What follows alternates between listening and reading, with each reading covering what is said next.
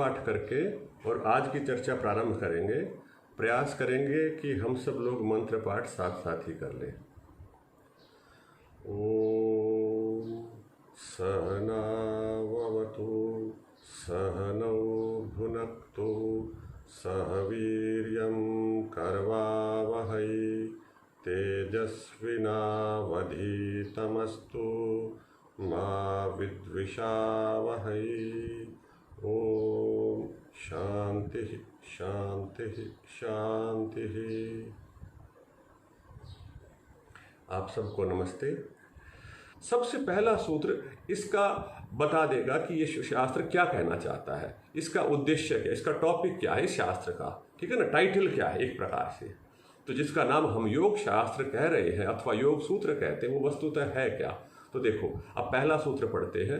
अथ योगानुशासनम, अथ योगानुशासनम, योगस्य अनुशासनम, योगानुशासनम, योग का अनुशासन है। ये जो शास्त्र है ये योग का अनुशासन है, योग अनुशासन शास्त्र है। ये शास्त्र बताएगा कि योग अनुशासन क्या होता है। तो अब ये तीन शब्द हैं, पद दो हो गए, अथ और योगानुशासन। तो जो पहले अथ शब्द की चर्चा करते हैं फिर योगानुशासन की चर्चा करेंगे। तो जो अथ शब्द है उस शब्द के बारे में देखिए। हम लोगों ने ये अथ शब्द बहुत बार सुना है, ठीक है ना। हमारे यहाँ पर अथ शब्द को मंगल सूचक मानते हैं। प्राचीन काल में जो ऋषि लोग थे वो अपने ग्रंथों का प्रारंभ अथ शब्द के साथ करते थे। अथ अथ शब्द को मंगल सूचक, कल्याण हो, इस भाव से यह शब्द आता था। तो जब यह शब्द आता था इस भाव से तो इसका मतलब अर्थ क्या है वास्तव में, ये मंगल कैसे कर रहा है यह शब्द, ठीक है ना। एक दो प्रकार के शब्द आते हैं हमारे प्राचीन ग्रंथों में। एक तो कुछ शास्त्रों का प्रारंभ ओम से होता है, जैसे उपनिषदों का अथवा वेदों का, और जो अन्य शास्त्र हैं उनका प्रारंभ अथ से होता है। तो एक प्रातिशाख्य है, मतलब ग्रंथ है पुराना, तो उसमें आता है कात्यायन के में तो कि भाई जो अथ शब्द है वो आर्ष ग्रंथों के आगे आता है और जो ओम शब्द है वह वेदों के सामने आता है, वेद संहिताओं में।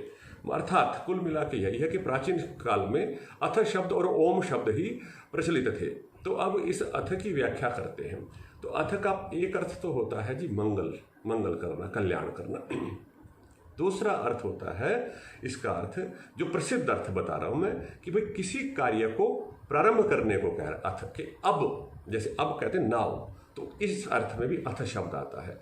तीसरा, पहले की गई किसी कार्य की तरफ भी सूचना देता है कि इसके बाद अब ये चीज हो चुकी है अब, अर्थात योग सीखने की हमारे में पात्रता आ गई है हमारे, अथवा पिछले कुछ शास्त्र हमने जान लिए हैं, पढ़ लिए हैं, योग के बैकग्राउंड हमारा तैयार है ना, हमारी जिज्ञासा उत्पन्न हो गई है, हमारी रुचि उत्पन्न हो गई है।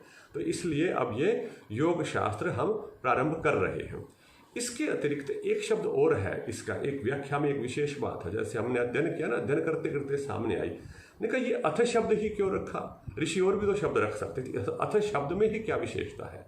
तो इसमें ना ये अ और थ दो शब्द है, यहाँ पर दो वर्ण है। तो जो थ है ना, थ, तो जो थ है उस थ को आप ऐसा समझिए कि थ जो है थुर्वी धातु है। थुर्व मतलब उसका अर्थ है कि हिंसार्थ, कि कुछ कठोर चीजें, ऐसा कार्य करना। और दूसरा थर थराना, जैसे कांपना होता है, थर थर थर माने हिलना, हलचल होना। तो अथ मतलब न थ नहीं होना चाहिए वहां पर, मतलब कंपन नहीं होना चाहिए, हिंसा नहीं होनी चाहिए। इस शास्त्र को पढ़ते समय आपके चित्त के अंदर आपकी वृत्तियां टिकी रहें, ऐसा ऋषि आशीर्वाद दे रहे हैं हमारे को। कि ऋषि कहते अथ तुम टिक जाओ, यहाँ पर टिक करके बिल्कुल शांत भाव से, शांत अहिंसा वाली मनोवृत्ति से आप इस शास्त्र का अध्ययन करें। बाहर की चीजें, बाहर का संसार आपको भ्रमित ना कर पाए, बाहर का संसार आपको प्रभावित ना कर पाए, अथवा आपके मन के विभिन्न विचार आपको प्रभावित ना कर पाए। इसलिए ऋषि यहाँ पर कल्याण का उपदेश दे रहे हैं विद्यार्थी को, सीखने वाले जिज्ञासु पात्र को, कि तुम अब आगे बढ़ो।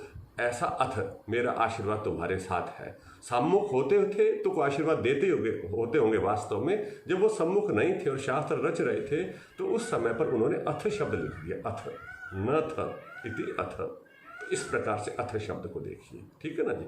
तो ये अथ शब्द का अर्थ है। इसको आप थोड़ा सा संकेत रूप में नोट कर सकते हैं। दूसरा, योगानुशासनम, योग का अनुशासन है। अब हम योग का अनुशासन बताएंगे। योग का, योगस्य, है ना, योग का अनुशासन, षष्ठी समास है यहाँ पे, है ना। तो योग का अनुशासन बताया जाएगा। अब योग का अनुशासन क्या होता है? अब योग जो है, पहले योग पद की बात करेंगे, फिर अनुशासन की बात करेंगे। योग क्या होता है? अब योग जो है, इसके बहुत से अर्थ होते हैं जी योग के। योग के 2-3 प्रसिद्ध अर्थ मैं बताता हूँ। पिछली भी कक्षा में हमने थोड़ी चर्चा करी थी कि जो योग है, योग का एक अर्थ होता है जोड़ना, जोड़ना। और जो ये हिंदी वाला जोड़ है ना, ये योग शब्द बिगड़ करके बना है। अब अनु जो वो कर रहे थे, उसके बाद में फिर से एक अनु शब्द लगा दिया, अर्थात कि उनके कुछ जो नियम निश्चित थे, नियम, उनके ऊपर ही महर्षि पतंजलि कह रहे हैं कि हम चलेंगे, हम बताएंगे। और वो योग के हैं, योग से संबंधित हैं कुछ नियम, जिस पर पहले से कुछ लोग चलते आ रहे हैं। उन नियमों की ही हम चर्चा करेंगे, उन नियमों को ही हम व्याख्यान करेंगे। यह योगानुशासन है। ये मैंने पिछली कक्षा में भी आपको बताने का प्रयास किया कि जो हमारी प्राचीन आध्यात्मिक परंपरा रही है, जिसमें वेद, उपनिषद और प्राचीन काल के हजारों, लाखों, करोड़ों जितने भी ऋषि मुनि रहे हैं, उन्होंने जंगलों में, अरण्यों में रह करके इस योग शास्त्र को विकसित किया था। बहुत सारी क्रियाएं थी उनके पास में ना आध्यात्मिक चर्चा में। परंतु जो आध्यात्मिक चर्चाएं बड़ी विस्तृत होती थी, उसके अंदर आत्मा की कैसी स्वरूप है, क्या है, परमात्मा का कैसा स्वरूप है, सृष्टि कैसे बनी, प्रकृति कैसे बनी, ये सब लंबी लंबी चर्चाएं वहां पर रहती थी। परंतु इन चर्चाओं में से जो क्रियात्मकता थी, उस क्रियात्मकता की प्रधानता जिस शास्त्र में है, जो कुछ नियम बनाए कि तुम ऐसा करो, ऐसा करने से ऐसा होगा, ये जो बातें हैं, यह योग शास्त्र का मुख्य विषय है। इसीलिए योग शास्त्र एक विशेष शास्त्र बन जाता है कि इसके अंदर उन प्राचीन काल के ऋषि मुनियों की जितनी भी चीजें थी, विशेष चीजें जो क्रियात्मक थी, है ना, जो अनुशासन नियमबद्ध होकर के करने की थी और जिनसे कुछ विशेष फल मिल रहे थे, वह जितनी भी जो नियम आदि थे, उनको बांध करके ऋषि ने बताया कि यह योग शास्त्र ऐसे रचना हो रही है उसकी। और इसलिए यहाँ पर यह भी का अनुशासन, ऋषि देखो एक विशेष बात कह रहे हैं कि ये मेरी नहीं है, इसलिए इनको ना लेखक नहीं कहते, हम कहते प्रणेता, प्रणयन करने वाले हैं। हम प्राचीन परंपरा के ही व्यक्ति हैं। ऐसा ऋषि पतंजलि जी कह रहे हैं कि मैं अपने कोई नए नियम नहीं घड़ रहा हूँ, नए नहीं बना रहा हूँ, मैं तो अनुशासन, पश्चात शासन, जो पहले से नियम हैं, जो विकसित थे, विस्तृत थे, उनको मैं बता रहा हूँ, सूत्र रूप में ग्रथित कर रहा हूँ, सरल रूप में बता रहा हूँ, बिल्कुल व्यवस्थित, टू द पॉइंट बोल रहा हूँ, अर्थात सूत्र सूत्र में बताते जाएंगे उन बातों को, ठीक है ना। तो यह हो गया अनुशासन, अथ योगानुशासन। अब यहाँ से योग का अनुशासन प्रारंभ करते हैं। अब विद्यार्थियों का मंगल हो, कल्याण हो, जो सीखने वाले जिज्ञासु हैं, पात्र हैं, अब उन सब के लिए हम यह जो योग अनुशासन ये प्रारंभ कर रहे हैं। योग के विषय में समग्र बातें जो विस्तृत थी, फैली हुई थी, प्राचीन परंपरा की थी, उन सबको बता रहे हैं, बताएंगे इसके बाद में। तो यह उनकी प्रतिज्ञा हो गई है सबसे पहले कि हम ऐसा बताएंगे। ऋषि ने संकल्प किया कि मैं अपने अनुयायियों को, शिष्यों को ये सारी बात बताऊंगा। तो यह पहले सूत्र का इतना ही अर्थ है। इसमें कोई बात बताई नहीं है, परंतु क्या बताएंगे ये कहा है, अर्थात आपका विषय बता दिया कि इस पूरे शास्त्र के अंदर यही विषय विशेष रूप से रहेगा। ठीक है, ये सूत्र एक हो गया हमारा। ठीक है, इस सूत्र पे किसी के मन में कोई भाव आता है, कुछ पूछना चाहें तो आप टाइप कर दीजिए, मैं साथ साथ उसका उत्तर दे दूंगा। ठीक है जी। अब हम आगे चलेंगे दूसरे सूत्र पर तब। ठीक, अच्छे लगेंगे सूत्र, बड़े आसान है, सरल है। इन सूत्रों की विशेषता यही है कि बड़े सरल है, समझने में कठिन नहीं है। और प्रायः सारे शब्द, अधिकांश शब्द आपने सुने हुए होंगे, चाहे भारत की किसी भी भाषा से हम संबंध रखते हो। भारत की जितनी भाषा है ना, ये संस्कृत से मिलती हुई भाषा है। 70-80% शब्द वहीं संस्कृत मूलक ही है। तो देखो, अब अगले सूत्र में कहा योगः, सूत्र 2 आ गया, योगः चित्त वृत्ति निरोधः। ठीक है ना, मैंने इसको पदच्छेद करके बोल दिया। एक साथ बोलेंगे तो योगश चित्त वृत्ति निरोधः, है ना। तो योगः चित्त वृत्ति निरोधः, योग क्या है, चित्त वृत्ति का निरोध है, बस इतनी सी बात है। अब यही परिभाषा है योग की। कोई हमसे पूछे कि योग की क्या परिभाषा होती है, योग का मतलब क्या होता है, तो यही बताएंगे, क्योंकि ये पतंजलि जी की परिभाषा है। पतंजलि जी ने योग का यह अर्थ बताया है, ऐसा भी कह सकते हैं, है ना। योग क्या होता है, चित्त वृत्ति का निरोध होता है। वृत्ति बहुत भी होती है, एक नहीं होती, अनेक होती है। तो समास के अंदर जो बहुवचन है वो एक वचन दिखाई देता है यहाँ पे। कहते हैं कि योग चित्त की जितनी भी वृत्तियां हैं ना उनका निरोध है। चित्त, वृत्ति और निरोध, यहाँ 3 शब्द है। चित्त, वृत्ति और निरोध, ये 3 शब्द अगर हम समझ लेंगे तो योग विषय में हमारे मस्तिष्क में एक छोटी सी छवि बन जाएगी, मन एक कॉन्सेप्ट बन जाएगा कि योग वस्तुतः होता क्या है। ठीक है ना। तो 3 चीजें हैं यहाँ पे, क्या है? चित्त, वृत्ति और निरोध। अब चित्त शब्द को समझना है तो इसको कहते हैं चिति संज्ञाने, जिससे हमारे को ज्ञान हो रहा है, जिस चीज से, वो चित्त है ना। चिति, जो हमारा जो मस्तिष्क है, जितना भी भीतर भीतर की जो सारी वस्तु, वो सब चित्त कहलाएंगी। इसको यूं भी कह सकते हैं, हमारा जो जो जो ब्रेन के अंदर जो सॉफ्टवेयर काम कर रहा है, मैं ये शब्द का प्रयोग करता हूँ क्योंकि प्रचलित शब्द है। तो जो सॉफ्टवेयर है ना मस्तिष्क का, वही चित्त है, इससे अलग कुछ नहीं है। सारा सॉफ्टवेयर चित्त है, सब कुछ। हार्डवेयर तो ऊपर से, हार्डवेयर तो जल जाता है अग्नि में ना, समाप्त हो जाता है, परंतु सॉफ्टवेयर उसके अंदर अलग से जो भरा गया है ना, बाहर की जितना भी व्यवस्था है, वो सारा मिला करके चित्त कहलाता है। ठीक है, चित्त, ये चित्त समझ लीजिए अभी के लिए। विशेष चित्त की व्याख्या धीरे धीरे आगे समझ में आएगी, तो इससे हमारे को पता चलेगा कि चित्त की एक एक चीज, एक एक संरचना भीतर से कैसे कर रही है। इसको आप, इस शास्त्र को चित्त का शास्त्र भी कह सकते हैं, क्योंकि चित्त के विषय में बताएगा। योग की परिभाषा में चित्त आ गया है, अब चित्त को भी बताएंगे या योग को बताएंगे, एक ही बात हो गई है। अब चित्त की है वृत्तियां।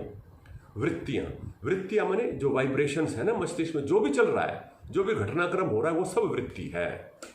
जो भी कुछ आपके भीतर हो रहा है, घटना हो रही है मन के स्तर पर, ठीक है ना, आपके सॉफ्टवेयर के अंदर जो कुछ भी एक्टिविटी हो रही, शारीरिक फिजिकल नहीं, भीतर कोई एक्टिविटी हुई तभी तो फिजिकल हुई ना। तो वो जो भी कुछ एक्टिविटीज है अंदर की, वो सारी की सारी वृत्तियां हैं। वृत्ति के लिए एक और शब्द आता है यहाँ पे, उसको हम कह सकते हैं कि व्यापार, है ना। व्यापार, ऐसे जैसे लेन देन, आदान प्रदान, जो भी कुछ भीतर भीतर हो रहा है, वो सब की सब वृत्तियां हैं। ठीक है जी, ये दूसरा शब्द आ गया ना। तीसरा शब्द है निरोध। निरोध, रोध बने होता है रोकना, है ना। हाँ जी, चित्त और मन एक नहीं है जी बिल्कुल भी, परंतु शुरू में समझाने के लिए हमने कह दिया कि चित्त और मन एक है ना।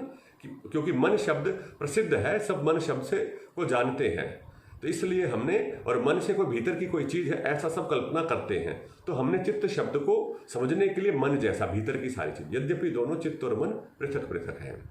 तीसरा शब्द है निरोध। निरोध की अच्छे से समझेंगे। रोध मने रोकना, नी मने पूर्णतया रोकना, निश्चित रूप से रोक देना, समग्रता से, संपूर्णता से रोक देना चित्त के व्यापार को।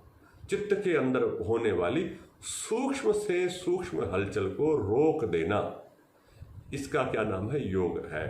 रोक देना, समाप्त कर देना, शून्य कर देना, कुछ भी शब्द का प्रयोग करिए व्याख्या में, तो इसका नाम योग होगा। योग का मतलब अब ये नहीं है जैसे हम सोचते थे कि आंख बंद करके बैठ गए, या योगी कोई हवा में उड़ रहा है, अथवा कोई सिद्धि विभूतियों की चर्चा कर रहे, ये योग नहीं है इस परिभाषा के आधार पर। ठीक है ना। कोई आसन करना, प्राणायाम करना, ये योग नहीं है। योग का भाग हो सकता है पर योग नहीं है। योग का सीधे सीधे अर्थ इन्होंने परिभाषा में बता दिया कि चित्त वृत्ति का पूर्ण निरोध। मस्तिष्क के भीतर जो भी कुछ हलचल है, वो समस्त हलचलों को रोक देना, पूर्णतया रोक देना, इसको हम योग कहते हैं। इसका नाम होगा जी योग। अब ये योग की परिभाषा हमारे साथ चलेगी आगे तक। अच्छा जी, अब देखो अगले सूत्र की तैयारी है यहाँ से। भाई आचार्य जी ये योग तो बता दिया है ना उन्होंने, ऋषि पतंजलि जी ने, कि जी चित्त वृत्तियों का पूर्णतया रोक दे, कुछ बचेगा ही नहीं, रहेगा क्या? ये जिज्ञासा उत्पन्न हो रही है अब सबकी। बोले जी इतना योग योग योग योग सुनते थे हम तो, और इस सारे योग को सुनते सुनते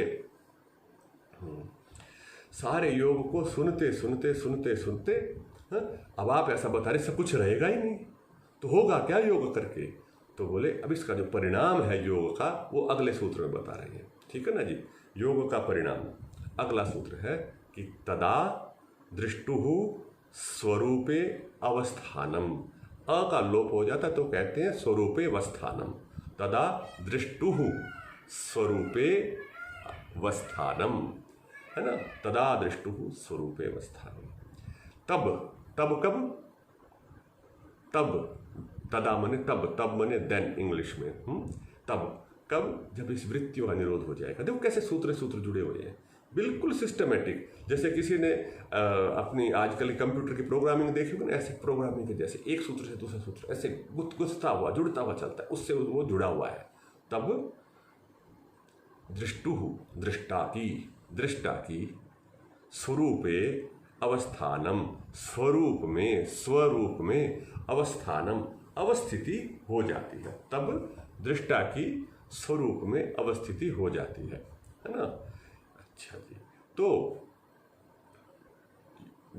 तब का अर्थ हो गया समस्त वृत्तियों के निरोध होने पर, पूर्णतया निरोध होने पर, चित्त की वृत्तियों का निरोध होने पर दृष्टा की स्वरूप में स्थिति हो जाती है, स्वरूप में पहुंच जाता है। अब यहाँ पर तदात का तो मतलब समझ में आ गया पीछे से। अब दो शब्द अलग आ गए हैं, दृष्टु और स्वरूप अवस्था। ये क्या क्या चीजें हैं, अब इन पर थोड़ी थोड़ी चर्चा करेंगे और फिर पूरे सूत्र को स्पष्ट करेंगे कि जो दृष्टा है, दृष्टा कौन है? माने इस चीज को, वृत्तियों को निरोध करने वाला, इसको जानने वाला, इसका नाम है दृष्टा।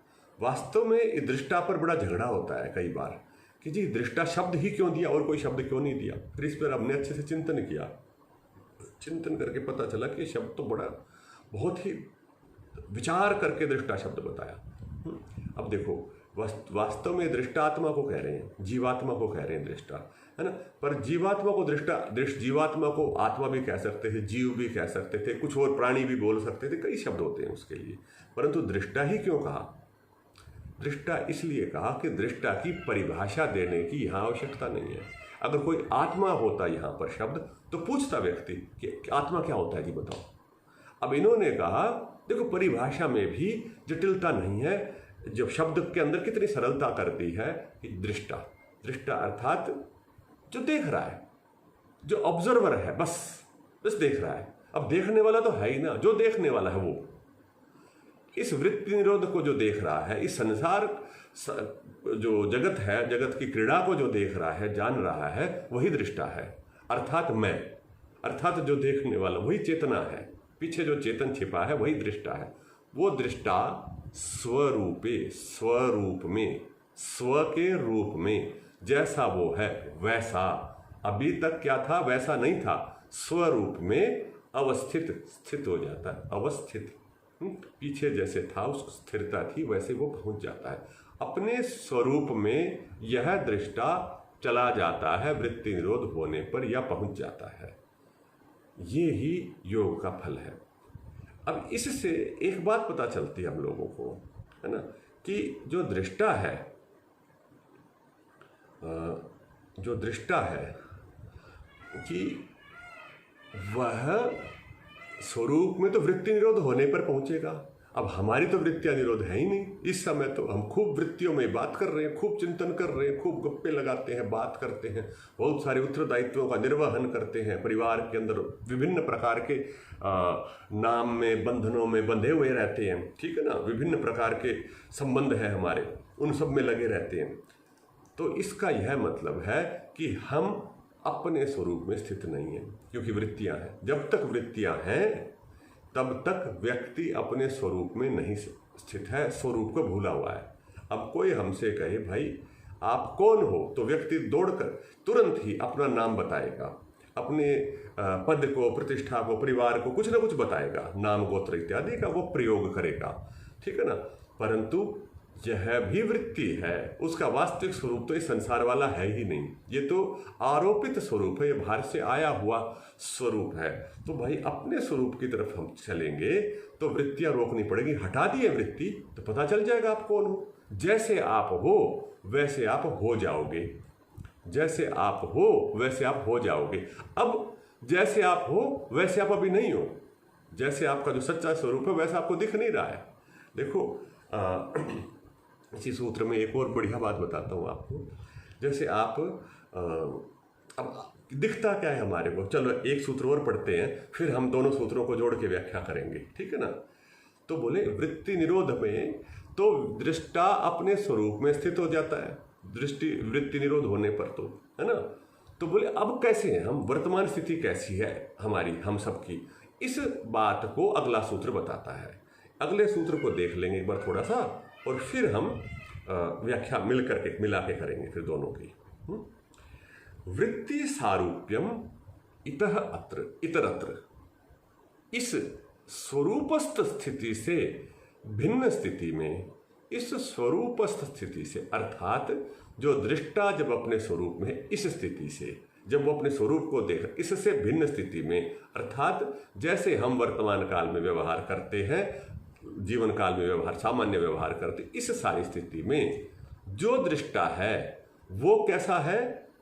वृत्ति सारूप्यम इतरत्र, इससे भिन्न, इतः अत्र, इससे भिन्न स्थिति में वृत्ति सारूप्यम, वृत्ति जैसे रूप वाला हो जाता है, वृत्ति स्वरूपता हो जाती है उसके अंदर। जैसी वृत्ति है, जैसा भाव है, वैसा ही वो स्वयं को समझ लेता है। जैसे भीतर चलता है वैसे ही स्वयं को समझ लेता है, स्वयं को भूल जाता है। यह कमजोरी बता दी दृष्टा की गुण समझ लीजिए या उसकी न्यूनता समझ लीजिए कि वह जो न्यूनता है दृष्टा की वह क्या है कि भाई अगर वृत्ति निरोध नहीं है तो वह संसार की जो वस्तु दिख रही वैसा ही स्वयं को समझ लेगा। अब आप देखिए, आप प्रातःकाल दिन भर में 1-2 बार तो दर्पण को, शीशे को अवश्य देखते होंगे। अब शीशे में देखिए, कल्पना करिए कि आप शीशे के सामने खड़े हैं और अपने बालों को क्या कहना चाहिए, श्रृंगार रहे हैं, बहा रहे हैं, है ना। तो उस समय पर आप शीशे में देखते हैं, किसको देखते हैं?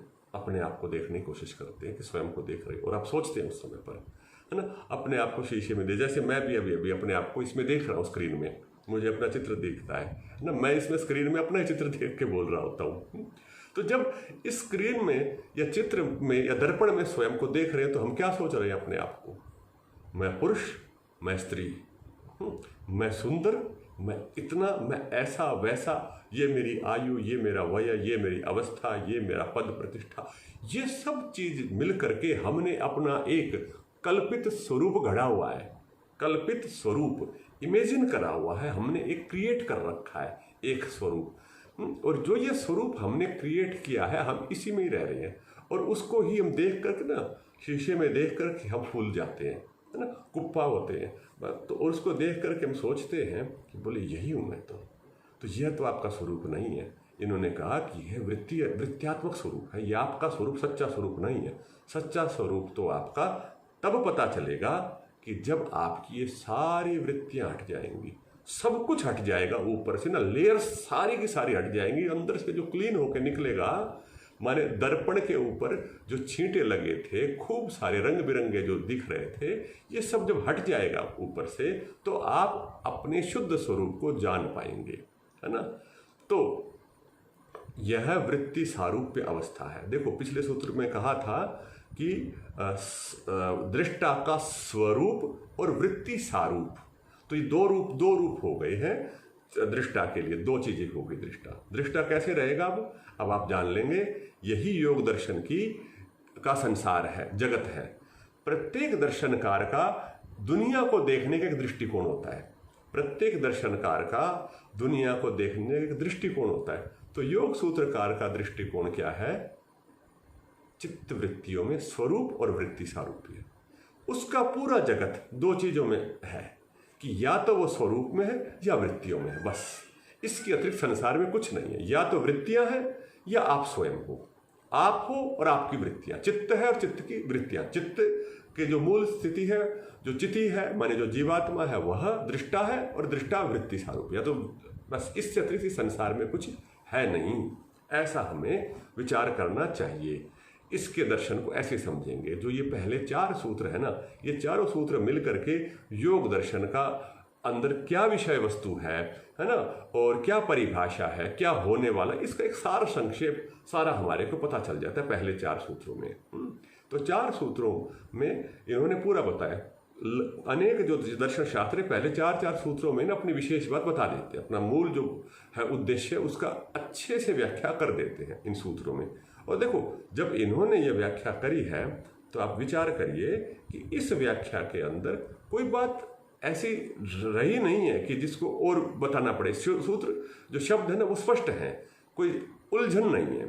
तो ऋषियों के जो ग्रंथ हैं वो इसी प्रकार के हैं कि जिसके अंदर उलझन नहीं है, बिल्कुल स्पष्टता मिलेगी। तो ये 4 चीजें। अब इसके बाद में वृत्ति क्या होती है, जिन्होंने पूछा था, है ना, वृत्ति व्यापार किस तरह की होती है। और उनका निरोध कैसे होगा। अब ये बात है जी। तो देखो, हम अपने आप को जानना है। हम दुनिया भर में खोज में लगे हुए हैं, हम दुनिया भर की खोज में चल रहे हैं जी। नई नई चीज़ें हमारे को बड़ी अच्छी लगती हैं, है ना। और कोई कोई तो आजकल जैसे आधुनिक लोग कहते हैं कि अपने आप को एंगेज रखो, संलग्न रखो नई नई चीज़ें सीखने में। बोले इससे ना आयु नहीं बढ़ती, बुढ़ापा नहीं आता और अच्छा लगता है। परंतु हम असली चीज़ को ही भूल गए हैं। योग दर्शन की दृष्टि से मैं प्रेरणा सूचक कुछ वाक्य बोल रहा हूँ कि हम स्वयं को भूले हुए, स्वयं का तो पता नहीं और पूरी दुनिया की खोज कर ली है। दुनिया भर की इंफॉर्मेशन, सूचनाएं हम इकट्ठा करते रहते हैं और भरते रहते हैं अपने सारे सॉफ्टवेयर को। सारी मेमोरी हमने फुल कर दी और हैंग कर दिया जी, है ना। भरते रहते हैं, भूल गए उसी में किसी का नाम और क्या। और जो वास्तविक वस्तु थी, जो इन चेतन था आपके, आप जो थे स्वयं को भूल गए हैं उस चीज़ के अंदर। इतना सारा इस संसार के अंदर हम डूबे हुए हैं। तो योग दर्शनकार इसको स्पष्ट करना चाह रहा है, तो उसमें आनंद तो आएगा ही।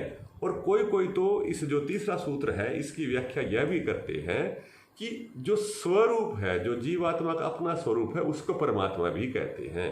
अर्थात उसके भीतर ही वृत्ति निरोध होने पर उसके भीतर जो छिपा हुआ परमात्मा तत्व है उसके भी दर्शन उसी स्थिति में होते हैं।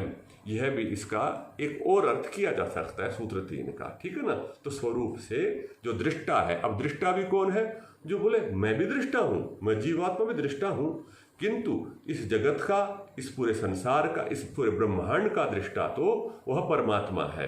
तो उसको भी दृष्टा शब्द से कुछ लोग अर्थ लेते हैं, ठीक है ना। वो इसका अर्थवाद है, इसकी बड़ी व्याख्या है, परंतु जो सामान्य व्याख्या वो यही है ना, जो मैंने अभी बताई। क्योंकि बाद में जो दृष्टा शब्द का प्रयोग करेंगे वो जीवात्मा के लिए ही करेंगे शास्त्र में, ठीक है जी। अब यहाँ तक तो अपनी बात हो गई। थोड़े से सूत्र और पढ़ेंगे अभी, और इसके बाद में फिर चर्चा करेंगे। तो देखिए, हम लोगों को इसका भी छोटा सा प्रयोग भी करना है कि हमारे को ये विचार करना है यहाँ से कि भाई मेरा मूल स्वरूप क्या है, मैं हूँ कौन, मैं कौन हूँ। यहाँ पर हमारे को ऐसा चिंतन करना चाहिए। आंख बंद करके अपने में से बहुत से लोग कुछ ध्यान करते होंगे, प्राणायाम करते होंगे, योगासन करते, कुछ ना कुछ करते होंगे, जप पाठ आदि करते होंगे, परंतु यह जिज्ञासा करनी चाहिए कि मैं कौन हूँ, ये मेरी वृत्तियाँ कैसी हैं, ये मेरे कैसे कैसे विचार हैं, ये रुक रहे हैं नहीं रुक रहे हैं, इनके रुकने का या इनके दौड़ने का स्तर क्या है, वेग क्या है। इसके लिए अपना ही डाटा बनाना है हम लोगों को, ठीक है ना। तो वो कहते हैं, कहावत है कि बिना अपने मरे स्वर्ग मिलता नहीं है ना। तो स्वयं ही आपको करना पड़ेगा, वृत्तियों का निरोध स्वयं करना पड़ेगा। तो इसका ज्ञान यहाँ पर होना चाहिए। तो आंख बंद करके थोड़े काल के लिए हम बैठेंगे, अभी नहीं बाद में बैठेंगे, पर प्रक्रिया इस प्रकार की रहेगी कि हम यह देखना चाहेंगे कि मेरी वृत्तियाँ कितनी चल रही हैं, कितनी तेज गति से भाग रही है, कौन कौन सी वृत्तियाँ तेज आ रही, कौन कौन सी नहीं आ रही है। तो यहाँ से हमने विश्लेषण करना प्रारंभ किया। ये एक चीज़ है, मैं कौन हूँ, क्या मैं इन वृत्तियों को देख पा रहा हूँ, क्या मैं दृष्टा हूँ। मैं इतना ज़्यादा भूल गया हूँ, इतना ज़्यादा कन्फ्यूज हो गया हूँ, भ्रमित हो गया हूँ, संशित हो गया हूँ कि मुझे यही नहीं पता चल रहा कि मैं हूँ भी या नहीं हूँ। ये वृत्ति दिख रही है, मैं तो स्वयं का कई बार मिलता ही नहीं है, मैं कहाँ है, मैं ही गुम हो गया सारी संसार के अंदर। जटिलता इतनी आ गई इसके अंदर। तो यह इसका थोड़ा सा प्रयोग, अभ्यास 5-5 मिनट 10-10 मिनट करना चाहिए, ठीक है ना। अब आगे वृत्तियों की चर्चा आएंगी तो वहां पर विशेष प्रयोग मैं बताऊंगा आपको। अब अगले सूत्र पर आते हैं। अब वृत्ति की चर्चा करनी है। देखो, वृत्ति और वृत्तियों का निरोध कैसे होगा। अगर हमने वृत्तियों को सही से ठीक से समझ लिया तो हम वृत्तियों का निरोध भी कर पाएंगे जी, है ना। अगर वृत्तियों को ठीक से नहीं समझा तो इनका निरोध भी नहीं हो पाएगा।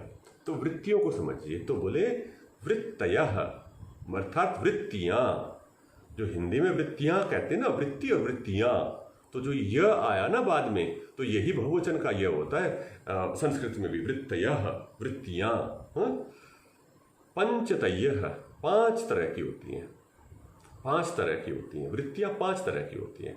और क्लिष्ट अक्लिष्ट 2 भेद होते हैं वृत्ति के। 2 तो भेद होते हैं और होती 5 है, ठीक है ना। 2 भेद माने 2 डायमेंशंस हैं उनकी, 2 तरह की होती हैं और कुल 5 हैं, संख्या में 5 हैं। और प्रत्येक वृत्ति 2-2 प्रकार की होगी। तो ये 2-2 प्रकार की कैसे होती है? बोले क्लिष्ट और अक्लिष्ट। काली और सफ़ेद। काली और सफ़ेद 5 कैसी होती है, कौन होती है, वो अगले सूत्र में बताएंगे। यहाँ पर इस सूत्र के अंदर एक तो ये बताया कि वृत्तियाँ 5 होती हैं, दूसरा कहा कि वृत्ति काली भी होती है और सफ़ेद भी होती है। क्लिष्ट मने काली, क्लिष्ट मने जटिल, क्लिष्ट मने पाप, पापी, ठीक है ना। तो ये पाप के लिए शब्द हैं। तो क्लिष्ट और अक्लिष्ट को थोड़ा सा विचार करेंगे, फिर अगले सूत्र पे चलेंगे।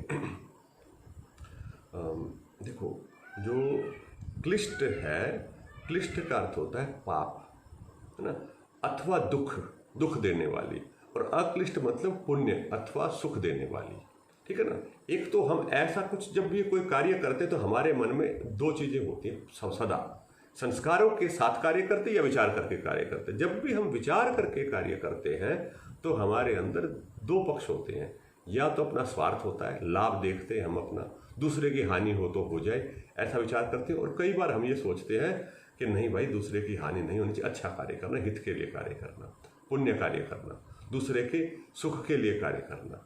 तो दूसरे के सुख के लिए या सुख के लिए ऐसा कार्य करना जिसमें दूसरे की हानि ना हो, किसी की हिंसा ना हो, इस तरह का जो भाव लाया जाता है, इस तरह की वृत्ति को कहेंगे अक्लिष्ट वृत्ति, अक्लिष्ट तरह है। और दूसरी जो वृत्ति है उसको कहेंगे पाप वाली जो वृत्ति है, जिसको करते समय हमारे को ग्लानि होती है, मन में संकोच हो जाते, करें कि ना करें। जैसे चोरी जारी इत्यादि जो कर्म है ना, इनको करते, हिंसा आदि के जो कर्म हैं, इनको करना हमारे लिए ये जो वृत्ति है इसको क्लिष्ट वृत्ति कहते हैं।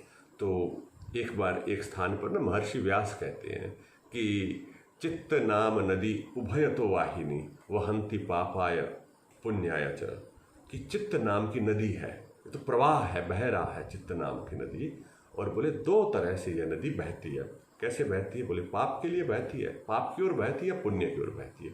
एक तरफ तो होगी होगी, दोनों तरफ एक साथ साथ नहीं होगी ये, ठीक है ना। तो ऐसे ये चित्त नदी है। हाँ जी, तो यही इतना ही सूत्र का अर्थ है क्लिष्ट अक्लिष्ट का, बस, ठीक है ना। इसकी विशेष ऐसा होता है हमारी वृत्तियों की।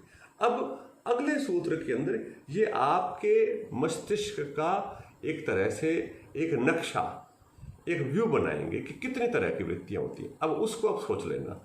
अगर आप ऐसे सोचेंगे सॉफ्टवेयर की दृष्टि से, तो बोले सॉफ्टवेयर तो ठीक है, अब सॉफ्टवेयर में कितने फोल्डर्स हैं, कितने प्रोग्राम्स हैं, कितनी प्रोग्रामिंग्स हैं आपके सेल फोन में, मोबाइल फोन में, वो बता रहे हैं। अभी फोन तो ठीक है, हार्डवेयर है, परंतु भीतर क्या है ये अगले सूत्र में बताएंगे महर्षि पतंजलि जी। तो इस अगले सूत्र पर विशेष रूप से, अगर ये 5 जो अगले 6 सूत्र आएंगे, इन पर विशेष रूप से हम ध्यान देंगे। मैं इन सूत्रों को आज थोड़ा थोड़ा बता दूंगा और फिर हम पहले सूत्रों पर चर्चा करेंगे। इनको थोड़ा इसलिए बताएंगे कि अगली बार इनकी और विशेष चर्चा हम कर पाएं, और गहराई से अगली बार फिर से चर्चा करेंगे इन पर, और अधिक प्रश्नोत्तर भी लेंगे। पर थोड़ा सा संकेत रूप में चर्चा करके छोड़ देते हैं कि आप इनका आवर्तन कर लें। तो प्रमाण, विपर्यय, विकल्प, निद्रा और स्मृतय है ना। तो ये 5 वृत्तियां, स्मृति है, और स्मृति करके बहुवचन हो गया तो स्मृतय शब्द बन गया। प्रमाण, विपर्यय, विकल्प, निद्रा और स्मृतय है, ठीक है ना। तो पहली तो प्रमाण वृत्ति। प्रमाण वृत्ति की विशेष व्याख्या मैं कल करूंगा, क्योंकि जो न्याय दर्शन के आधार पर व्याख्या है उसको विस्तार से कल बताएंगे। परंतु सामान्य रूप से प्रमाण वृत्ति को समझ लीजिए। प्रमाण माने जो सीधा सीधा इंद्रियों के माध्यम से जो आपको ज्ञान आ रहा है ना, तो वह प्रत्यक्ष होता है। माने जिस ज्ञान के अंदर कोई भ्रम नहीं है, निश्चित ज्ञान है, उसको प्रमाण कहते हैं। सीधे सीधे पता चल गया ये ठीक है, ऐसे ज्ञान का नाम प्रमाण है। अभी इतना समझेंगे, इसकी विशेष व्याख्या मैं कल करूंगा। दूसरा देखिए, प्रमाण बोला, अगला सूत्र बोल रहा हूं मैं, क्योंकि इन वृत्तियों की व्याख्या ये अगले सूत्रों में कर रहे हैं, इसीलिए इन सूत्रों को मैं आगे पढ़ रहा हूं। प्रत्यक्ष, अनुमान, आगमाः प्रमाणानि। प्रत्यक्ष, अनुमान और आगम 3 प्रकार के प्रमाण होते हैं जी। 3 तरह से हमारे को ज्ञान प्राप्त होता है। जिस ज्ञान जो है ना, जिसको हम ज्ञान ही कहेंगे, वह प्रमाण होता है। प्रमा और प्रमाण की बात कल बताएंगे। तो देखिए, प्रत्यक्ष, प्रत्यक्ष, आंखों के सम्मुख, जो इंद्रियों से सीधा प्राप्त हो गया उसको प्रत्यक्ष कहेंगे। और उसका एक हिस्सा प्राप्त हुआ प्रत्यक्ष का, दूसरे हिस्से का हमें पता चल गया, दूसरे भाग का पता चल गया, वो अनुमान है। ठीक है, बिल्कुल शुद्ध होता है ये ज्ञान, इसमें भी कोई भ्रम नहीं होता। ठीक है ना जी। मेरे हाथ दिख रहे हैं, उंगलियां दिख रही, तो पीछे भी मेरा पूरा हाथ होगा जो दिख नहीं रहा है, वह अनुमान हो रहा है उस चीज का। आगम, आगम माने किसी बात का हमें पता चलता है दूसरे से और वो ठीक होता है। मैंने न उसको देखा, न उसका अनुभव किया है, न मैंने उसके बारे में कुछ पता है।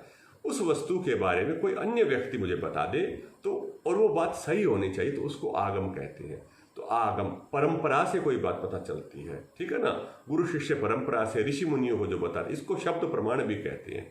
परंतु वो व्यक्ति बताने वाला शुद्ध होना चाहिए, सच्चा होना चाहिए, ये शर्त है, नहीं तो आगम प्रमाण सही नहीं है।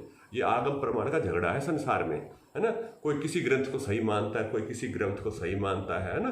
जिसको हम विधर्मी कहते हैं वह अन्य ग्रंथों को सही मान लेता, प्रमाण मान लेता है। प्रमाण का ही झगड़ा है, प्रत्यक्ष अनुमान में झगड़ा नहीं है, आगम पर झगड़ा चल रहा है ना। किसको सही माने, किसको नहीं माने। तो हम अपने प्राचीन ग्रंथों को, वेदों को, शास्त्रों को ठीक मानते हैं, उनको आगम मानते हैं। और कोई व्यक्ति विशेष भी जो विशेष ज्ञानी हो उसको भी हम सही मानते। आगम की व्याख्या इस प्रकार समझनी चाहिए।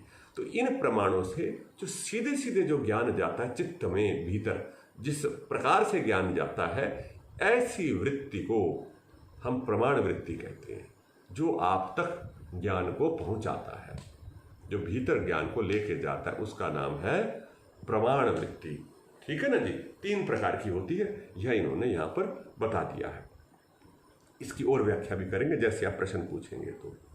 ठीक है जी। आगे अगला सूत्र देखिए। अगला सूत्र कहता है विपर्यय। थोड़ा थोड़ा बताएंगे, फिर प्रश्नोत्तर करते हुए ना, अपनी चर्चा करते हुए आगे विशेष व्याख्या करेंगे।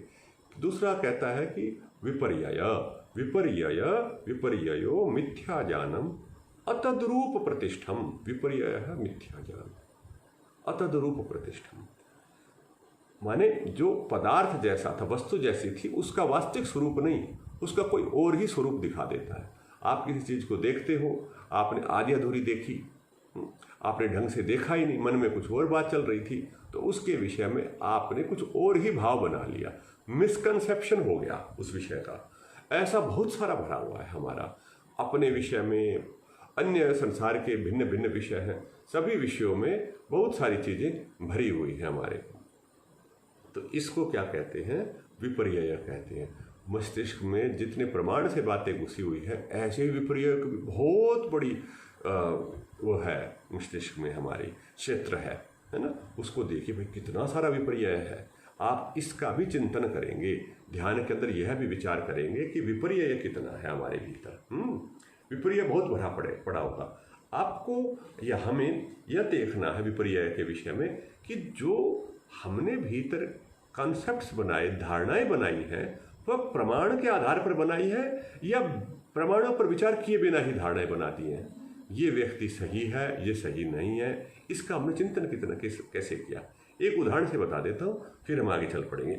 उदाहरण यह है कि देखिए,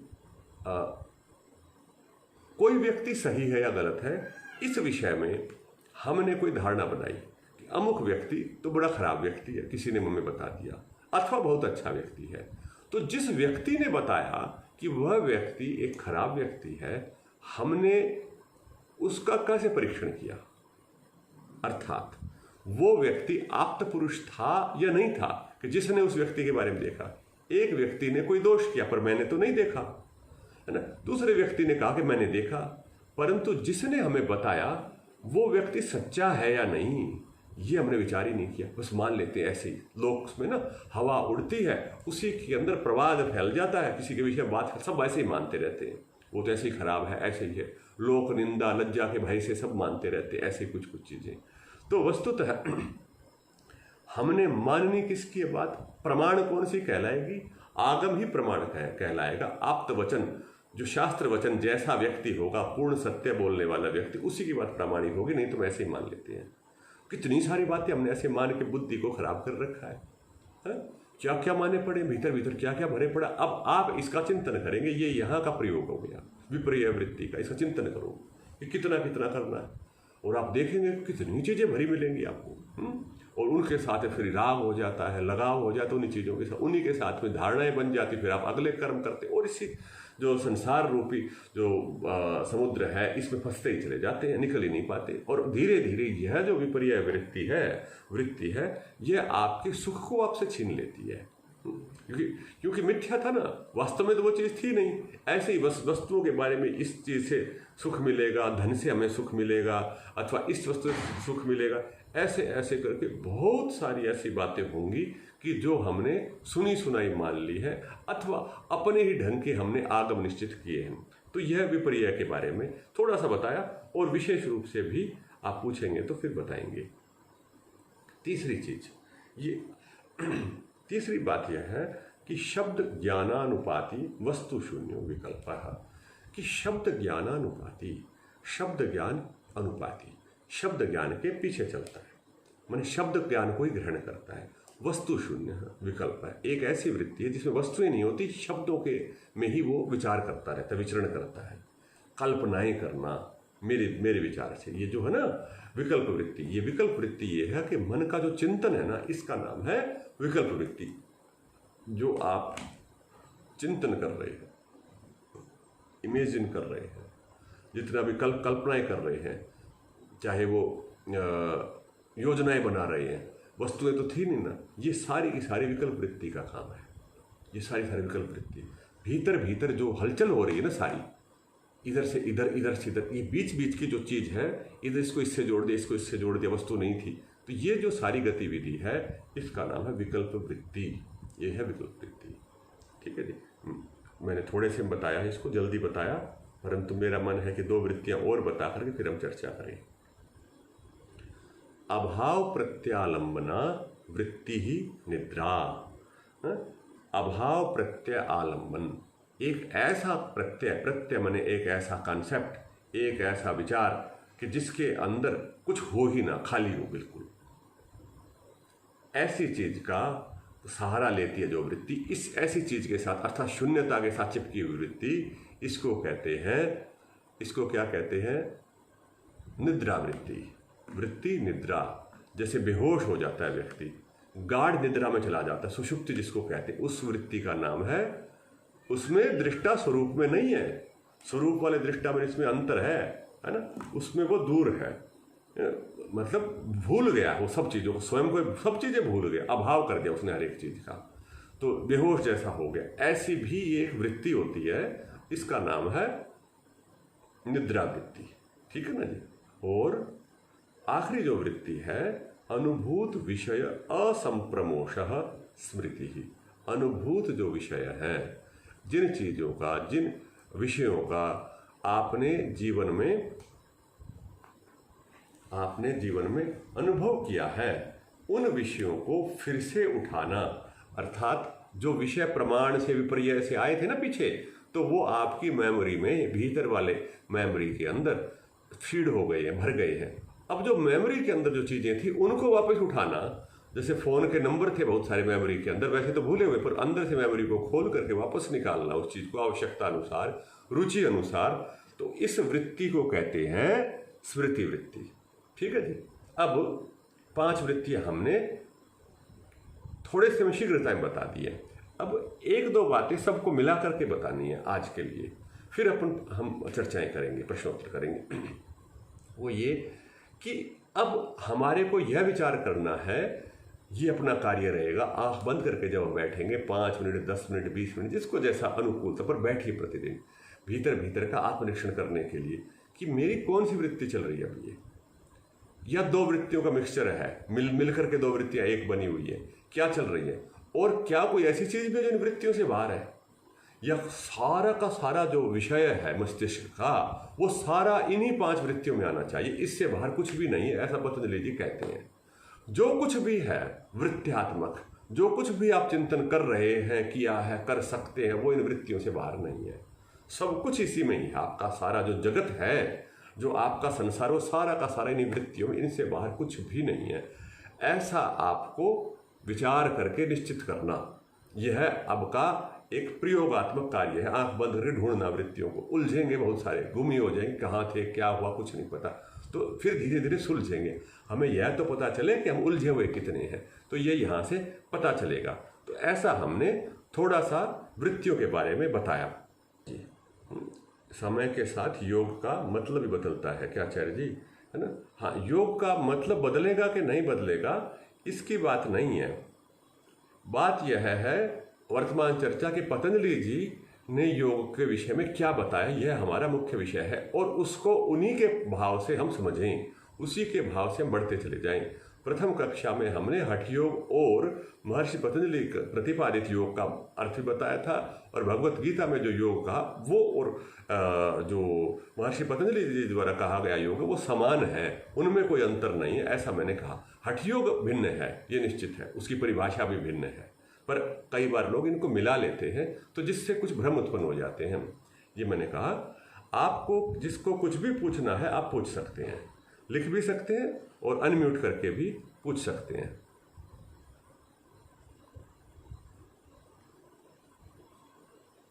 जी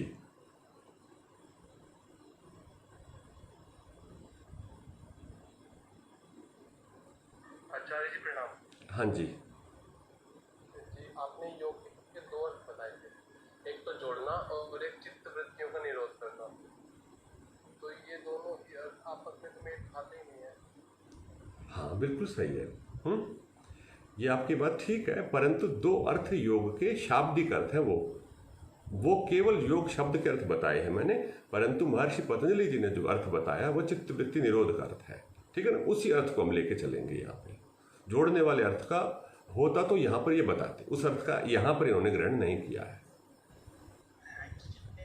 थोड़ी व्याख्या कीजिए हाँ चित्त के बारे में, क्योंकि बहुत बड़ा विषय है ये। जी, चित्त के विषय में ये पूरा जो योग दर्शन है, मुझे ऐसा लगता है कि चित्त की ही व्याख्या कर रहा है, चित्त की ही व्याख्या है। अगर हम पूरे योग दर्शन की एक सिनॉप्सिस बनाएं चित्त के आधार पर, तो वह चित्त की ही व्याख्या करते हुए दिखाई देगा पूरा पूरा योग दर्शन। चित्त की एक परिभाषा अगर हम सांकेतिक रूप से मान लें तो वह केवल वृत्ति वाला है, वह चित्त है। जो भी मैंने एक शब्द का प्रयोग किया कि जो भीतर की सारी गतिविधियां जहां हो रही है वो चित्त ही है, ठीक है? जीवात्मा का जो प्रकाश है वो जो बाहर फैल गया है वो चित्त के रूप में ही फैला हुआ है। सिकुड़ लिया तो केवल जीवात्मा बच जाएगा। तो जो ये पांच वृत्तियां हैं यही चित्त है अभी के लिए तो। और जब ये पांचों वृत्तियां व्यक्ति सिकोड़ लेगा तो वह चिति हो जाएगा, माने वो जीवात्मा स्वयं हो जाएगा, चिति शक्ति वागे सूत्र आएगा। तो इसी प्रकार से जो चित्त है वो पांच वृत्तियों वाला चित्त है। मैं इसके लिए शब्द का फिर से प्रयोग कर रहा हूं, फोन का मैंने उदाहरण दिया है, सॉफ्टवेयर शब्द का प्रयोग है। सारा सॉफ्टवेयर चित्त है, जो कुछ है भीतर, जो हार्डवेयर से अतिरिक्त जो कुछ है वो सारा चित्त माना जाएगा, ठीक है ना जी? अब जैसे हार्डवेयर में जैसे ब्रेन है, अब ब्रेन तो चिप हो गया जैसे, अब चिप के अंदर जो डला है वो मेमोरी जो फीड करी है वो सारा चित्त में, क्योंकि वृत्ति जो है ना, स्मृति वृत्ति, वो चित्त के अंदर आएगी। यही चर्चा हमें समझनी है। भीतर कितनी स्मृतियां, कितने लेयर्स है स्मृति के, कंप्रेस्ड है, ऊपर नीचे है, वो सारे के सारे चित्त के भीतर चलते रहेंगे जी, है ना? इसी प्रकार फिर चित्त की वृत्ति और निरोध होगा, चित्त का प्रसादन होगा, है ना? वो सब चित्त चित्त चित्त चित्त की सारी जो कैरेक्टरिस्टिक्स या प्रॉपर्टीज है, वो सारे के सारे गुण, दो धर्म है, वो सारे शास्त्र में आगे तक चलेंगे। लगभग ऐसे 30 स्थान हैं पूरे योग दर्शन में कि जहां पर चित्त के भिन्न भिन्न गुणों का वर्णन मिलेगा आपको, ठीक है ना? तो वो धीरे धीरे करते करते हमें पूरा समझ में आएगा, और पूरा पूरा करते करते फिर वृत्तियां रुकती जाएंगी हमारी जी, है ना? हाँ जी। मन और चित्त में क्या फर्क है, देखो मैं थोड़ा सा भी बता देता हूँ, फिर विशेष रूप से आगे आएगा, ठीक है ना? देखो मन, ये जो विकल्प वृत्ति है ना, लगभग ऐसा ही है मन, इधर से इधर जो लेके जाने वाला है ना चीजों को, भीतर चित्त के भीतर जो गति है ना, जो ये सॉफ्टवेयर के अंदर जो गति चल रही है, कनेक्शंस है, वो मन है जो कनेक्ट कर रहा है। इतने को ही मन समझेंगे, तो ये इसमें भेद दिखाई देता है। और उधर न्याय दर्शन वाले मन की यदि परिभाषा आपको स्मरण होगी तो वहां लिखा युगपथ ज्ञानम अनुत्पत्ति ही मनसो लिंगम, एक बार में एक को जोड़ता है। तो इससे पता चला कि एक चीज है, सारी स्मृतियां एक साथ नहीं आ रही, एक एक करके आ रही है। तो इस दृष्टि से उन्होंने एक वस्तु को माना, समझा कि एक और पदार्थ है जिसका नाम मन कहेंगे, जो अंतःकरण के अंदर है, ठीक है ना? वैशेषिक ने माना है और न्याय ने भी इसीलिए माना ये। तो चित्त तो सारा है। हाँ जी। मेरा एक और प्रश्न था कि निद्रा किस प्रकार हो सकती है, होता है, जब वो समाधि में चला जाता है तो एक प्रकार की निद्रा ही है ना, उसमें वो उसको वो कॉन्शियस है, उसको पता है क्या क्या चल रहा है, नहीं सही है। उसको हम वृत्ति थोड़ी। देखो इन एक खास बात है निद्रा वृत्ति के साथ में ना, इन्होंने ये बात लिखी 5 वृत्तियों के जो परिभाषाएं, अगली कक्षा में इस पर चर्चा पूरी करेंगे और अपने प्रश्नों को आप ग्रुप पे भी डाल देंगे, व्यक्तिगत भी डाल सकते हैं, ठीक है ना। तो उनकी पहले चर्चा करके फिर मैं आगे बताना शुरू करूंगा। पूरा अच्छे से विस्तार से वृत्तियों को समझना है और आंख बंद करके भी समझना है वृत्तियों को कि भाई ये कौन सी वृत्ति, ये कौन सी वृत्ति। कोई भी विचार आया है ना तो उसके अंदर आपको दिखेगा कि ये वृत्ति आपकी प्रमाण से आई हुई है, ये वृत्ति विपर्य की है, बीच में विकल्प आई है, थोड़ी स्मृति उठा ली, ऐसे जोड़ जोड़ करके ना एक ग्रंथि सी बना करके व्यक्ति बढ़ता रहता है आगे। तो ऐसे हमने विचार करना, ठीक है ना। ये मैंने अतिरिक्त बोली बात। आपके प्रश्न के उत्तर पे आता हूँ। आपने पूछा कि निद्रा वृत्ति कैसे है, क्योंकि समाधि में तो निद्रा जैसी स्थिति तो है। तो देखो निद्रा वृत्ति ही है, इसीलिए इन 5 वृत्तियों में ऋषि पतंजलि जी ने निद्रा के साथ में एक बार और वृत्ति शब्द लिख दिया है, वृत्तिर निद्रा, निद्रा वृत्ति है। और किसी के साथ में नहीं लिखा कि ये भ्रम ना हो कि निद्रा वृत्ति नहीं है, इसलिए दृढ़ता से बताने के लिए बता दिया कि निद्रा वृत्ति ही है, ठीक है जी। तो जो निद्रा वृत्ति है ये कहना ये चाह रहा है कि ब्लैंक हो जाना, कभी कभी आप ध्यान भी कर रहे हैं, कभी कभी तो भूल गए, थोड़ी देर के लिए झपकी लग गई, थोड़ी देर के पता चलो वो 5 मिनट हो गए थे। ये जो था ना जिसके आपने अपना संज्ञान या संबोध खो दिया, तो यह निद्रा है, जिसके अंदर आप सब कुछ भूल गए, स्वयं को भी भूल गए, कुछ है ही नहीं वहां पे, शून्यता है, अभाव है, सारा अभाव वृत्ति है, अभाव प्रत्यय है। अब प्रत्यय क्या होता है, कॉन्सेप्ट होता है कि इसको आगे बताऊंगा, है ना। तो जो अभाव है, सब चीजों का अभाव, वह निद्रा, निद्रा वृत्ति। सुषुप्ति, स्वप्न भी जब आ रहा है ना तो भी निद्रा नहीं कहेंगे पतंजलि जी के आधार पर, उसका नाम निद्रा नहीं है। जो ड्रीम स्टेट है उसका नाम निद्रा नहीं है। निद्रा और अलग, सुषुप्ति का नाम निद्रा है, जहां कुछ भी नहीं दिखता। तो जब आप ध्यान के अंदर आप सजग होते हैं, आप जाग रहे होते हैं, सो नहीं रहे होते हैं, शरीर सो रहा है परंतु भीतर जो चेतन तत्व है, जो दृष्टा है, वो देख रहा है। इसके अंदर दृष्टा गुम हो गया। गुम होने का मतलब हमने समझा था सूत्र 4 में, वृत्ति सारूप्यम, वृत्ति जैसा हो जाता है, अर्थात निद्रा वृत्ति में दृष्टा भी गुम हो जाता है, बिल्कुल उसको कुछ ही होश नहीं रहता, बेहोश वाली स्थिति है ये। ऐसी स्थिति ये समाधि नहीं है, ये निद्रा है, ठीक है ना। इस विषय में भी बड़ा भ्रम है, वर्तमान में चलता है कि व्यक्ति ध्यान लगाते लगाते ना सो जाता है, उसको 20 मिनट के बाद में होश आता है और कहता हो बड़ा बढ़िया ध्यान लगा, परंतु उस 20 मिनट के बीच में उसने क्या किया उसको कुछ भी याद नहीं है। तो ये वस्तुतः कई बार निद्रा को व्यक्ति ध्यान समझ लेते हैं। ऐसा कई लोगों का ध्यान में बैठ के भी अभ्यास हो जाता है, देर देर तक बैठने का, वो निद्रा में होते हैं। हाँ, किसी के साथ भी, हमारे साथ भी हो सकता है। और कई बार तो क्या होता है कि एक विचार चल रहा है, विचार चलते चलते चलते चलते एक कुछ सेकंड का ब्रेक आ गया, फिर अगला, फिर से विचार शुरू हो गया, क्या हो गया, झपकी लगी छोटी सी, कुछ सेकंड की भी निद्रा वृत्ति बीच में आती है आपकी। इसको भी बहुत अच्छे से समझ के रोकना पड़ेगा, क्यों आती है, कैसे आती है, प्रैक्टिकल है अपना। तो ध्यान करेंगे तो आपको पता चलेगा। जी जी हाँ जी, नमस्ते जी। नमस्ते। भावनाएं, कहा जाता है कि भावनाएं हृदय में आती है, तो चित्त में नहीं आती है। हाँ, अब देखिए, अब आपको पहले भावनाओं को परिभाषित करना पड़ेगा, भावनाएं क्या होती हैं, ठीक है ना। अब ये अपने आप में भी एक विषय है, जो दृष्टा के भीतर से ही निकलेगी कोई चीज, तो उसको भी एक चीज होती है, वो प्रेरणा होती है भीतर से, परमात्मा की कोई ध्वनि होती है, वो हो सकती है, जैसे करुणा है, प्रेम है, जिसके अंदर संसार का सुख दुख राग द्वेष कुछ भी नहीं होता। तो उसको यदि हम भाव कहेंगे तो वो एक भिन्न विषय है। अन्यथा सामान्य रूप से ये सारी चीजें चित्तवृत्तियां ही हैं। शुद्ध करुणा का भाव, शुद्ध प्रेम का भाव वृत्तियों से भिन्न होगा, वो भीतर से चलेगा। वो इस शास्त्र का भी विषय नहीं है, वो अलग विषय है, वेदांत शास्त्र में जाएगा वो विषय, जाएगा तो, है ना। परंतु शुद्ध भाव, जब शुद्ध भावना कहेंगे, मान लीजिए आपको करुणा भाव है, तो वहां वस्तु नहीं है, कोई भी व्यक्ति नहीं है जिस पे करुणा करे, वो एक भाव है, केवल उमड़ गया है भीतर से, जिसके अंदर कोई भी किसी प्रकार का न राग है, न द्वेष है, न स्वार्थ है। तो वह भाव, उसी भावना का बिल्कुल शुद्ध चेतन की अभिव्यक्ति कहेंगे, चेतना ही है वह। तो उसको समझेंगे, वो आगे चलेंगे। अभी नहीं करेंगे इस विषय पे, पर अभी तो चित्त की वृत्तियों को, जो अंदर का जो उथल पुथल है ना, भीतर जो चल रहा है, व्यापार है, इसके ऊपर ही हम सारा चिंतन करेंगे। ठीक है ना। इसको समझ के इसको रोक देंगे तो वो भावनाएं भी हमारे को पता चलेगी कि ये भावना थी और ये सच्ची भावना, ये नकली भावना है, ये कल्पित है, इम्पोज्ड है, ये भावना असली वाली नहीं है, हमें लग रही है असली है, ऐसा भी पता चलेगा अपने को। जी ठीक है जी। आचार्य जी, वृत्ति व्यापार किस प्रकार है? व्यापार होता है लेन देन, इधर उधर की भाग दौड़, इसलिए इसको व्यापार बोल देते हैं वृत्ति को संस्कृत में। तो हाँ जी जी जी। और अवृत्त की व्याख्या है ना, तो अवृत्त की व्याख्या तो एक बार बता दीजिए। किसकी व्याख्या फिर से बोलिए? अवृत्त। अक्लिष्ट। हाँ, क्लिष्ट से जो उल्टा है ना वो अक्लिष्ट होता है। क्लिष्ट मने पाप और अक्लिष्ट मने पुण्य।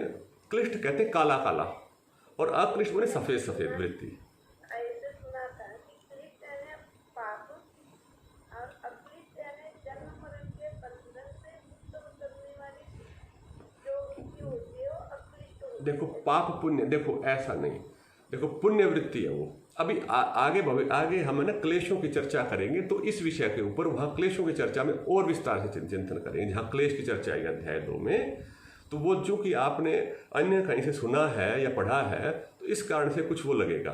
तो क्लिष्ट और अक्लिष्ट एक दूसरे से विपरीत होती हैं और दोनों ही वृत्तियाँ ही होती हैं, दोनों ही वृत्तियाँ होती हैं और वृत्तियों में दृष्टा अपने मूल स्वरूप को भूला हुआ होता है, ये बात निश्चित है। ठीक है ना, इसमें कोई संदेह नहीं है। तो इसलिए विपरीत हैं एक दूसरे के, क्लिष्ट और अक्लिष्ट। क्लिष्ट मतलब जो पाप की तरफ, बंधन की तरफ ले जा रही है, ठीक बात है, और जो बंधन के से हटाने वाले पर है वो वृत्ति पूरी पुण्य है, जो सुख देगी आपको, अच्छा काम कर रहे हो, तो वो अक्लिष्ट वृत्ति है, बिल्कुल ठीक है ना। परंतु वो निष्काम कर्म वाली वृत्ति अक्लिष्ट नहीं है कि जिसका कोई संस्कार ही नहीं है, ऐसा अक्लिष्ट वृत्ति नहीं है। ठीक है ना। हाँ, अच्छे सारे काम अक्लिष्ट में। आज की चर्चा को यहीं तक रखते हैं और फिर अगली चर्चा को अगली कक्षा में करेंगे। आप सबका धन्यवाद। 3 बार शांति बोलेंगे। ओम शांति शांति शांति। सबका बहुत बहुत धन्यवाद।